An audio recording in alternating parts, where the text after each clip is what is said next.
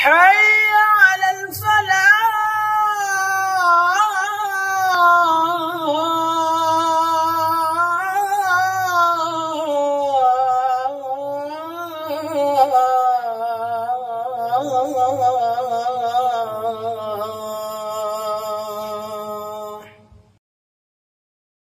بسم الله الرحمن الرحيم إن الحمد لله نحمده ونستعينه ونستغفره ونعوذ بالله من شرور أنفسنا ومن سيئات أعمالنا من يهد الله فلا مضل له ومن يضلل فلا هادي له أشهد أن لا إله إلا الله وأشهد أن محمدا عبده ورسوله اللهم صل وسلم على سيدنا محمد وعلى آله وصحبه ومن تبعهم بإحسان إلى يوم الدين أما بعد قال الله تعالى في القرآن الكريم ومن أحسن قولا من دعا إلى الله وعمل صالحا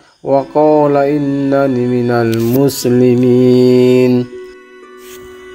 Sesungguhnya suasana dan keadaan alam semesta dipengaruhi oleh amalan manusia, dan amalan manusia dipengaruhi oleh iman dan yakin manusia. Apabila iman telah lurus, maka amalan akan menjadi lebih baik, sehingga ibadah, muamalah, muasyarah dan akhlak akan menjadi baik pula. Apabila amalan telah baik, maka suasana dan keadaan alam semesta akan menjadi lebih baik pula, sehingga iklim, cuaca udara, daratan dan lautan akan berkhidmat atau melayani kepada manusia. Allah Subhanahu wa taala berfirman, "Walau anna ahlal qura amanu wattaqau la fatahna 'alaihim barakatin minas samai wal ard." Yang artinya, jikalau sekiranya penduduk negeri beriman dan bertakwa, pastilah kami akan melimpahkan kepada mereka berkah dari langit dan bumi. Surah Al-A'raf ayat 96. Yang pertama, iman yang lurus. Bagaimana iman bisa lurus? Iman bisa lurus jika hatinya lurus. Bagaimana hati bisa lurus? Hati bisa lurus jika lisannya lurus. Bagaimana lisannya bisa lurus? Lisannya bisa lurus jika sering digunakan untuk membicarakan kebesaran dan keagungan Allah Subhanahu wa taala, yakni membicarakan bahwasanya Allah Khaliq, yaitu Allah Maha Pencipta, Allah Malik, Allah Maha Menguasai, Maha Memelihara dan Maha Merajai. Kemudian Allah Razik, yaitu Allah Maha Pemberi rezeki.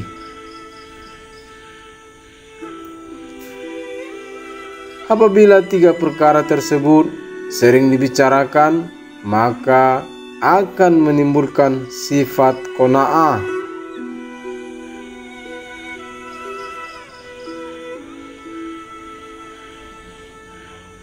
Dan juga membicarakan bahwasanya Allah Sami, yaitu Allah Maha Mendengar, Allah Basir, yaitu Allah Maha Melihat, kemudian Allah Alim, yaitu Allah Maha Mengetahui.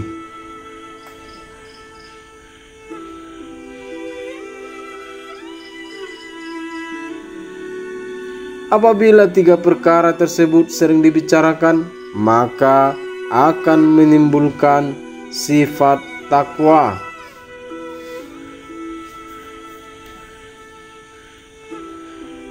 Hadirin yang dimuliakan Allah Subhanahu wa taala.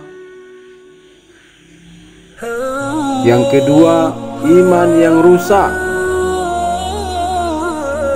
Sebaliknya, apabila iman manusia telah rusak, maka amalan manusia akan menjadi rusak, sehingga ibadah, muamalah, muasyarah dan akhlak akan menjadi rusak pula. Apabila amalan telah rusak, maka suasana dan keadaan alam semesta akan menjadi rusak, sehingga iklim, cuaca udara, daratan dan lautan semuanya tidak lagi berkhidmat kepada manusia. Allah Subhanahu wa taala berfirman, yang artinya telah nampak kerusakan di darat dan di laut disebabkan karena perbuatan tangan manusia. Quran Surat Ar-Rum ayat 41. Apakah itu iman yang rusak? Iman yang rusak adalah apabila di dalam hati ada keyakinan bahwa makhluk bisa memberi manfaat atau mudarat, padahal sesungguhnya yang bisa memberi manfaat dan mudarat hanya Allah Subhanahu wa taala. Makhluk hanya dapat memberi manfaat atau mudarat atas izin Allah Subhanahu wa taala. Sekarang ini sebagian manusia mempunyai keyakinan bahwa kebahagiaan itu terletak pada harta benda. Untuk mendapatkan harta benda harus ada uang, dan untuk memperoleh uang harus bekerja. Ini adalah keyakinan yang salah yang harus diluruskan.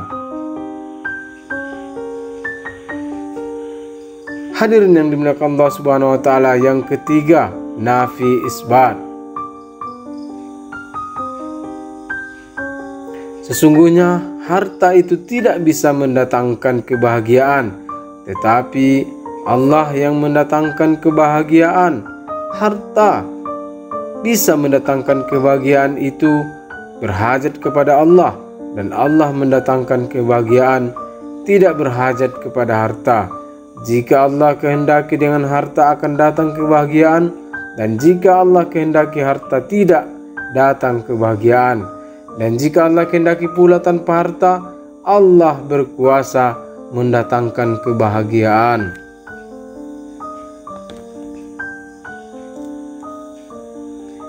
Inilah makna dari la ilaha illallah.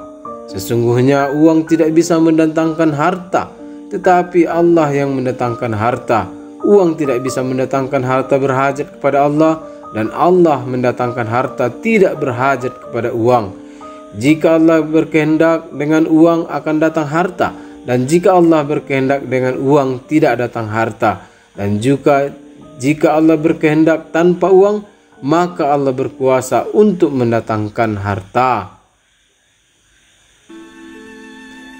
Sesungguhnya suasana dan keadaan alam semesta dipengaruhi oleh manusia, dan amal manusia dipengaruhi oleh iman dan yakin manusia.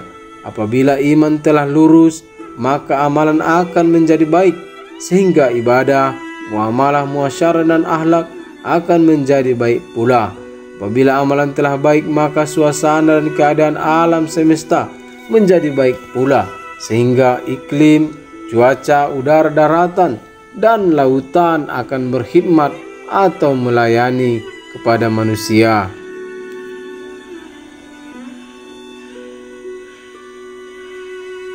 Hadirin yang dimuliakan Allah Subhanahu wa taala, yang keempat, tidak ada keberkahan. Dulu semua buah-buahan rasanya manis, tidak ada yang beracun dan berduri.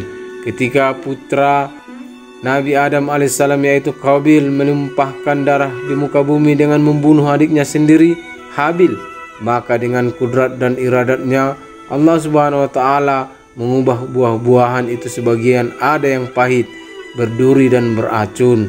Berapa banyak orang keracunan dan terkena duri hingga hari kiamat. Akibat ulah Bani Israel sampai hari ini umat akhir zaman terkena dampaknya. Dulu hewan-hewan yang disembelih dagingnya tidak pernah busuk walaupun disimpan berhari-hari. Tetapi akibat amal buruk Bani Israel yang mengingkari Allah, daging akan membusuk dalam 3 hari saja tanpa diawetkan. Berapa banyak daging yang terbuang sampai hari kiamat?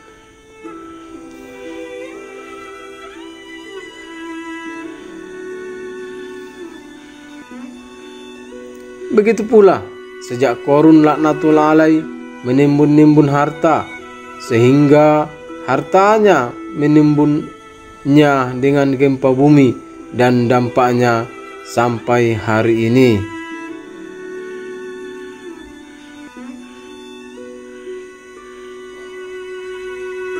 Hadirin yang dimuliakan Allah Subhanahu wa taala, Allah hantarkan agama untuk keselamatan manusia.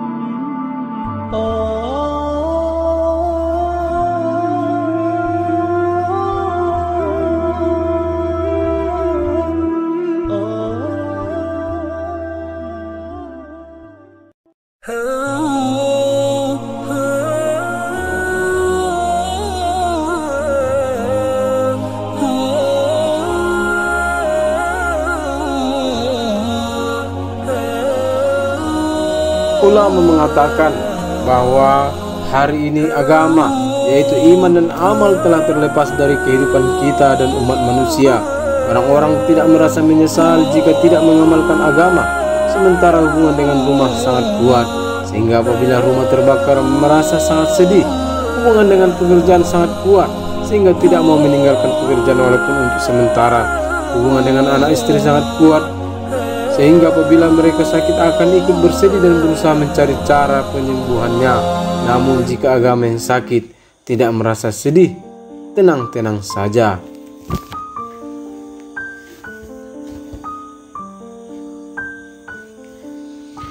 Ketika berkumpul dengan keluarga atau sedang berada di tempat pekerjaan tidak mengantuk. Namun ketika mendengarkan pembicaraan iman dan amal soleh, keadaannya seperti orang yang sakit dan gelisah, karena hubungan dengan agama sangat lemah.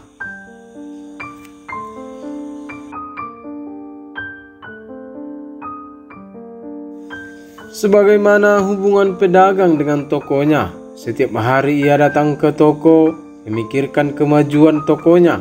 Pada malam hari pun ia memikirkan dagangannya.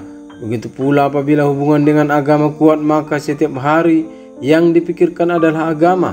Bagaimana agar agama bisa wujud dalam kehidupannya, keluarganya, lingkungannya, dan seluruh alam. Jika tidak membiasakan diri dengan amal-amal agama, maka akan lalai mengingat Allah di kantor, di pasar, di sawah, di ladang. Lupa kepada Allah Subhanahu wa taala. Di masjid lalai kepada Allah, bahkan ketika sholat pun lalai kepada Allah Subhanahu wa taala. Karena banyak waktu yang digunakan untuk mengurus harta, benda pekerjaan, keluarga, rumah, dan sebagainya, maka timbullah kecintaan kepada perkara tersebut yang menyebabkan lalai terhadap agama sebagai maksud hidupnya. Hal ini menyebabkan terjadinya banyak masalah dalam kehidupan manusia.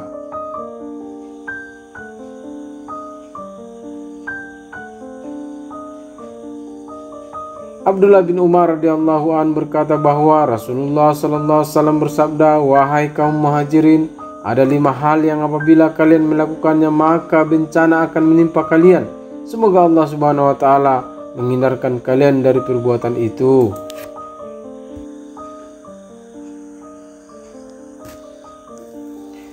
1. Apabila perzinaan telah merajalela di tengah-tengah suatu kaum, wabah penyakit akan menimpa mereka maupun penyakit baru yang sebelumnya tidak dikenali. Yang kedua, jika suatu kaum melakukan kecurangan dalam menimbang dan mengukur, mereka akan mengalami kekeringan, kelaparan, kesusahan, dan diperintah oleh penguasa yang kejam. Yang ketiga, jika suatu kaum menahan zakatnya, maka hujan dari langit akan ditangguhkan, dan seandainya bukan untuk kebutuhan binatang, maka tak setetes pun air diturunkan dari langit.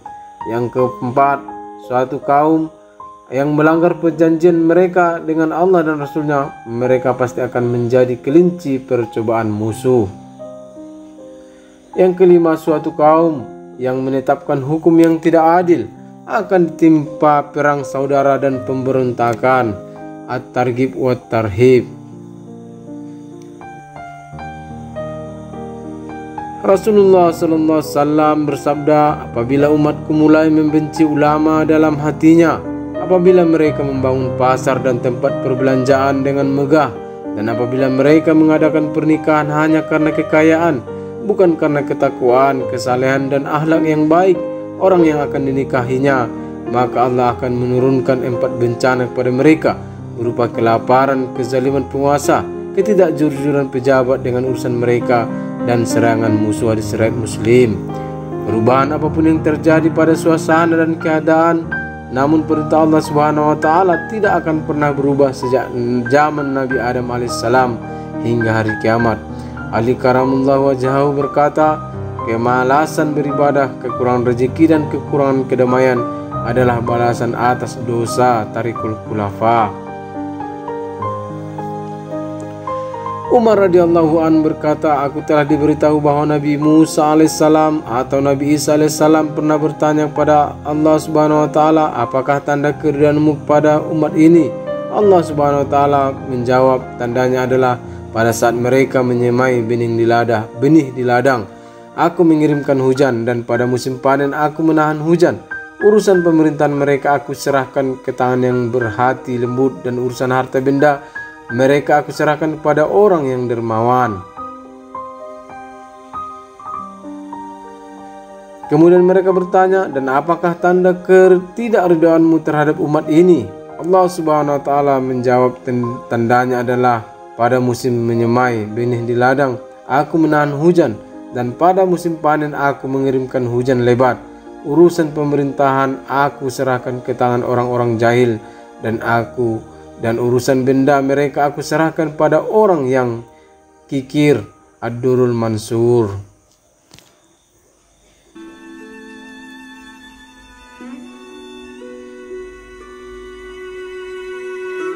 Hadirin yang dimuliakan Allah Subhanahu wa taala, yang ketujuh, pentingnya petunjuk agama. Seorang akan bersemangat mengamalkan agama jika dia betul-betul mengenal siapa yang diperintahkan untuk mengamalkan agama. Jika banyak orang mengamalkan agama, maka dengan sendirinya orang-orang yang akan belajar agama di pondok pesantren dan mau memakmurkan masjid, karena masjid merupakan rumahnya Allah, kemudian akan muncullah orang-orang hebat seperti para sahabat radhiyallahu anhum ajmain, yaitu menjadi petani, pedagang, pengusaha, dan pejabat yang taat kepada Allah Subhanahu wa taala.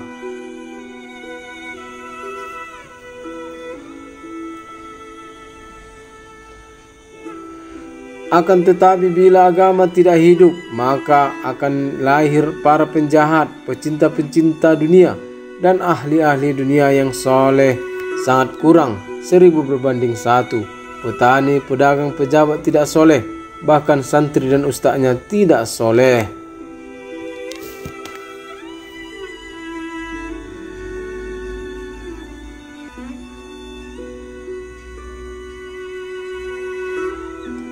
Agama tidak bisa hidup dengan larangan dan perintah manusia, seperti tanaman pohon yang diperintah untuk tumbuh. Hai daun, kamu harus rimbun, kamu harus berbuah banyak. Hai benalu, jangan tumbuh di sini. Hai rumput, mengapa kamu tumbuh di sini? Demikian pula dengan perkara agama, tidak bisa menyalahkan orang lain. Mengapa kamu berbuat maksiat? Apalagi hanya mencela, menghujat, menggunjing, atau mencari kambing hitam, sehingga lingkungan dikambing hitamkan. Ini karena pengaruh lingkungan dan lingkungan pun dibakar. Kita tidak dapat mengubah siapapun termasuk diri sendiri. Tidak dapat memberi hidayah kepada siapapun termasuk pada hati kita sendiri. Hidayah dapat diperoleh dengan hanya cara Rasulullah SAW. Allah Subhanahu wa Ta'ala telah memberi hidayah kepada hati yang menginginkan hidayah. Manusia tidak akan mendapat hidayah jika hatinya tidak menginginkan hidayah, meskipun dia anak, istri atau keluarga seorang nabi, sebagaimana anak dan istri Nabi Nuh alaihissalam, istri Nabi Lut alaihissalam, atau ayah Nabi Ibrahim alaihissalam. Tetapi meskipun dia seorang penjahat atau hamba sahaya, jika hatinya mau menerima hidayah, maka Allah Subhanahu wa Ta'ala akan memuliakan dia, sebagaimana Umar radhiyallahu anhu diangkat menjadi khalifah.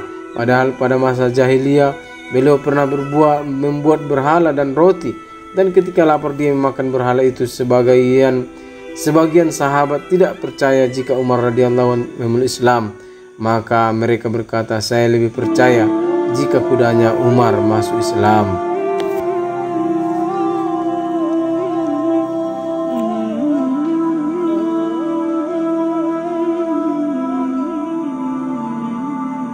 Bilal radhiyallahu anhu ialah seorang hamba sahaya diangkat menjadi gubernur setelah mendapat hidayah.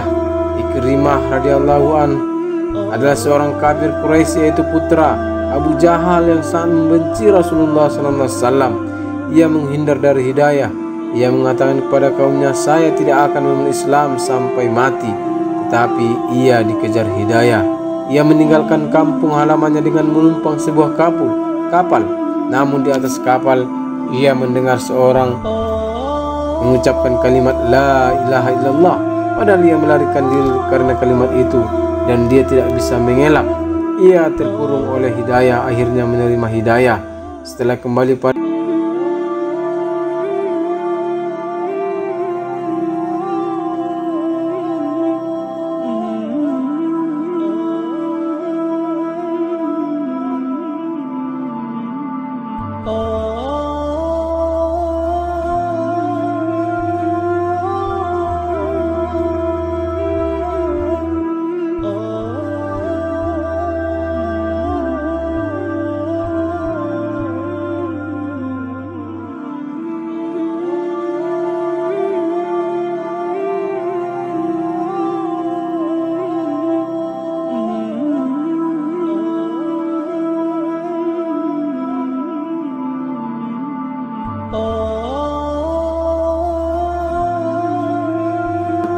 apabila agama goyang, dunia dilepaskan untuk sementara untuk memegang agama. Tetapi umat akhir zaman ini sebaliknya, dunia dijunjung di kepala dan agama dijinjing di tangan.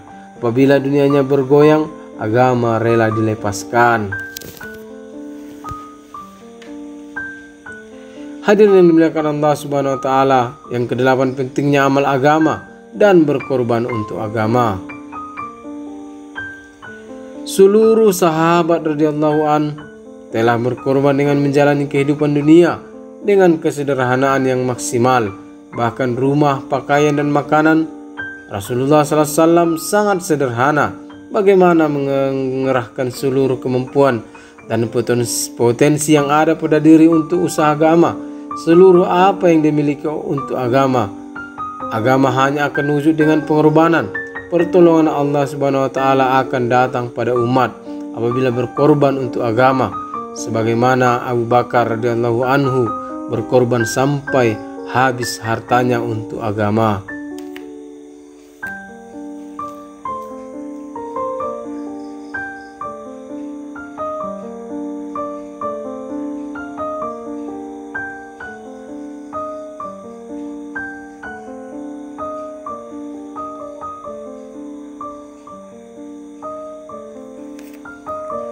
Seorang pedagang yang hanya paham dengan perdagangannya, seorang petani hanya paham dengan pertaniannya, dan seorang pejabat yang hanya paham dengan kantornya adalah suatu kejahilan atau kebodohan. Orang yang pandai dan sukses adalah seorang pedagang, petani, dan pejabat yang ta'aluk ada hubungan dengan Allah Subhanahu wa Ta'ala. serta mengenal Allah Subhanahu wa Ta'ala.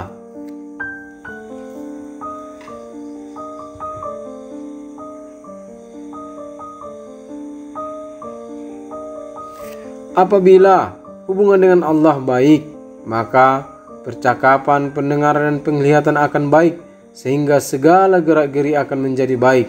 Orang yang tidak melakukan usaha agama, yaitu berkorban untuk agama, akan tunduk kepada anak istrinya, pekerjaannya, sawah ladangnya, bahkan kepada hewan ternaknya. Setiap pagi harus memberinya makan, menjaganya, dan memandikannya.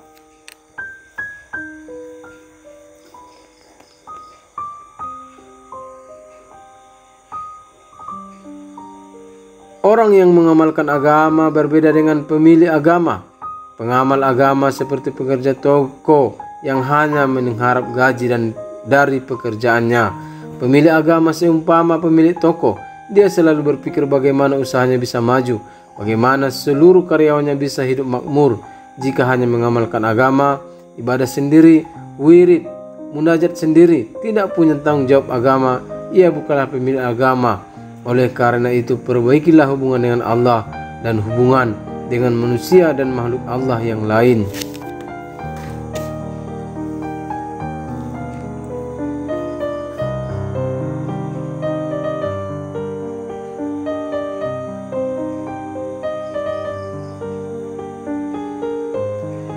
Dalam beberapa hadis Nabi Muhammad SAW diungkapkan bahwa Allah Subhanahu wa Ta'ala menolak bencana dari penduduk bumi atau menahannya dengan sebab berkah orang-orang yang suka beristighfar dan memakmurkan masjid. Bahkan Allah Subhanahu wa Ta'ala berkenan memberi rezeki kepada penduduk bumi, memberi pertolongan dan menolak bencana karena adanya hamba-hamba yang soleh yang suka beristighfar dan memakmurkan masjid.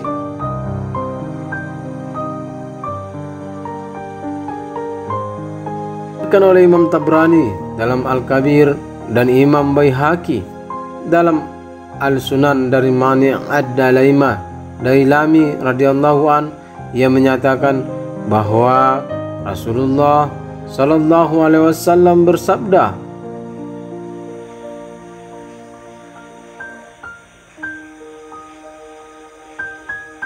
artinya, jika bukan karena berkah hamba-hamba Allah yang ruku atau mendirikan sholat, bayi-bayi yang disusui, dan binatang-binatang yang digembalakan, pasti siksaan akan dikucurkan padamu dengan derasnya, dan kamu akan dihancurkan sehancur-hancurnya.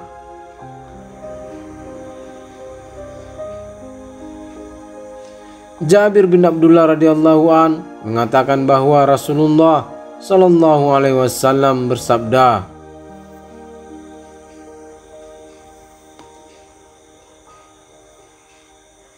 yang artinya Allah memperbaiki atau menjadikan saleh dengan kesalehan seorang anaknya, anaknya dari anaknya itu cucunya, dan penduduk tetangganya yang terdekat dan yang di sekitarnya, dan mereka akan selalu dalam penjagaan Allah yang Maha Perkasa lagi Maha Agung selama ia berada di sisi mereka.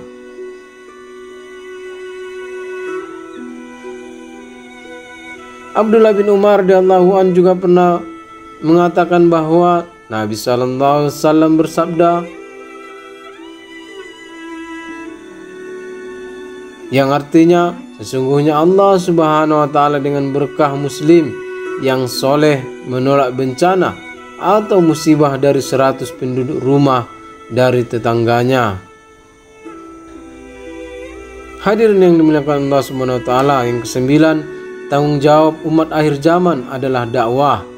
Kita adalah umat akhir zaman, umat Rasulullah sallallahu alaihi wasallam, di mana memberi gelar umat ini sebagai umat yang terbaik yang dilahirkan di tengah-tengah manusia dengan tugas amar ma'ruf nahi mungkar, sebagaimana firman-Nya,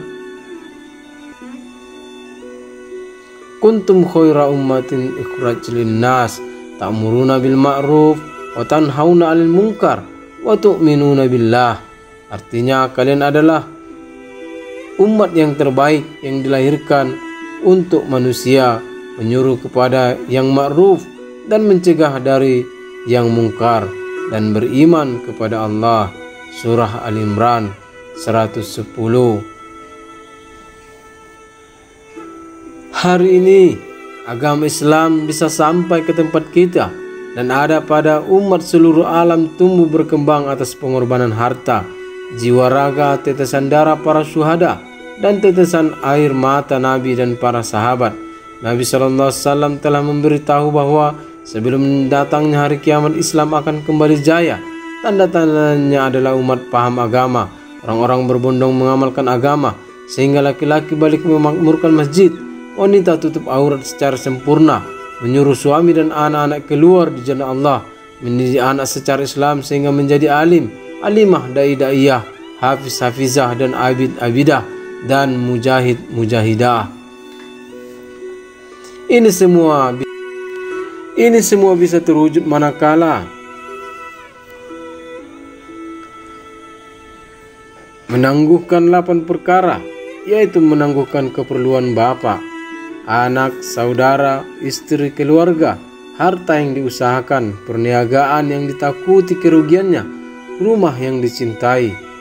Kemudian mendahulukan 3 perkara, yaitu perintah Allah, sunnah Rasul, dan keluar di jalan Allah. Kemudian menafikan 6 perkara, yaitu bangsa, suku, bahasa, warna kulit, profesi, dan mazhab. Untuk merealisasikan perkara ini, maka kita perlu melibatkan diri dalam usaha dakwah dengan membawa 6 keyakinan, yaitu usaha dakwah adalah perintah Allah, usaha dakwah adalah sunnah Rasulullah, usaha dakwah adalah semata-mata mencari ridho Allah. Dalam dakwah ada janji Allah, yaitu dibalas di akhirat. Dalam dakwah ada jaminan Allah, yaitu diberi di dunia. Dalam dakwah ada pertolongan Allah, yaitu datangnya sewaktu-waktu saat dibutuhkan.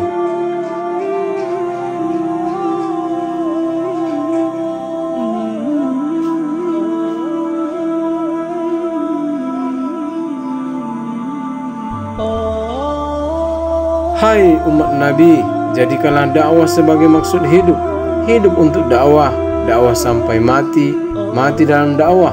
Ini namanya mendapat hidayah. Jangan jadikan sawah sebagai maksud hidup, hidup untuk sawah, sawah sampai mati, mati dalam sawah. Itu namanya musibah. Bersedia 4 bulan insya Allah. Takbir.